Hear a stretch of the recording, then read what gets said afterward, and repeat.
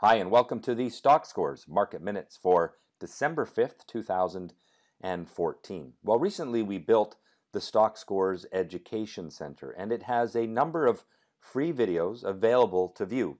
You can learn the basics of the Stockscores approach and how to use the tools of Stockscores. And when you are ready, you can then take on the more advanced lessons of the active trader and investor program. So here I am in the education area. To get to this place, I simply went to Education and then click on Getting Started. And you can see here all of the different titles that are free to view. So if you wanted to learn more about some of the training programs that we have, about how the Stockscores website works, an introduction to the stock market, just the basics of making a trade, some of the resources for trading that we've offered, how to use the charts on Stockscores, and basic chart reading skills, the market scanner tool and how that works, and also how to use the watch list and portfolio creators. It's all here in the Getting Started area. All right, let's get into this week's discussion of the markets. Well, we continue to see a pretty resilient U.S. stock market trading at all-time highs right under the top of that upward sloping channel. This indicates that there is some risk in the market. Anytime we're at the top of the channel, I'm always concerned about some profit taking, and that tends to happen. You can see a number of times here when we got to the top of the channel, we had some profit taking, the biggest of which was in October. But certainly right now, there is no sign of weakness. We just know that when the market is at the top of that price channel, there tends to be weakness around the corner.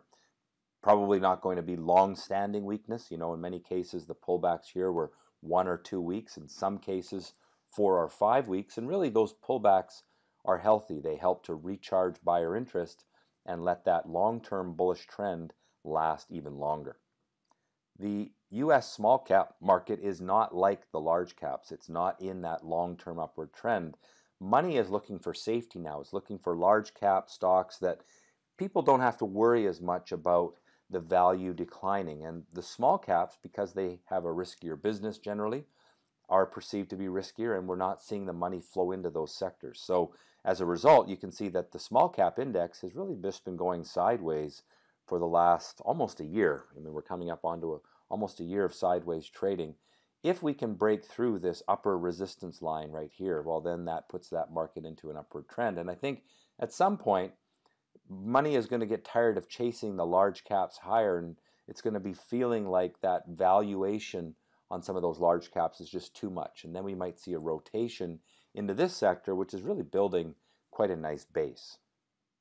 Here's a chart of the TSX 60, and in my mind, this is the most important chart this week because we can see this week a breakdown from a falling top. You can see here we formed a falling top in the last 3 weeks, lower than the previous high back at the summertime, and we this week broke down through that trend line from a falling top, and that is a pretty strong indication that this market is destined to go lower in the weeks and months ahead. TSX Venture also suffering. You know, we've got weak oil prices, we've got weak mining market, and that has put the TSX Venture at new lows. My thought here is we're probably going to see that tax loss selling pressure into the end of the year. Then we should see something of a bounce back either late this year or early next year as the tax loss selling runs its course and people start looking for opportunities in some stocks that are probably way too low in terms of their price and been pushed down because of some of those abnormal events. Treasuries still in that long-term upward trend.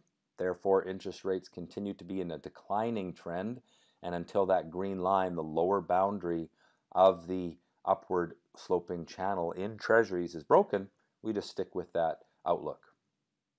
US dollar continues to be extremely strong, and that's really what's hurting the Canadian market because the Canadian market is so focused on commodity-based stocks, and the US dollar rising hurts the price of commodities. Really, this is the culprit for why the Canadian market is underperforming the US stock market. Here's the chart of gold, and you can see it's really trying to hold that base, that low that was hit in 2013 twice, and we're at it again. We actually went through it in recent weeks, and it's really trying to, put on a fight there, but it hasn't broken the downward trend line. What you want to watch for here is a break of this downward trend line. That would imply that The buyers are finally getting some motivation to act, but as it stands right now, this remains a bearish market.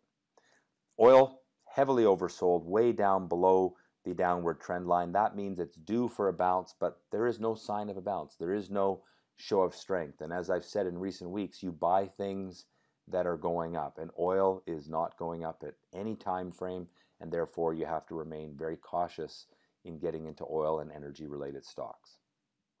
Finally, the VIX, a little bit of a jump higher in the VIX, but fear for the most part is still relatively non-existent in the market. So my outlook then, bullish on US stocks in both time frames, but bearish on Canadian. We're really getting a divergence between the Canadian market and the US stock market because of that strength in the US dollar and its effect on commodity prices, coupled with the fact that just a real strong oversupply of oil in the world has taken so many of the energy stocks that are dominant in Canada lower.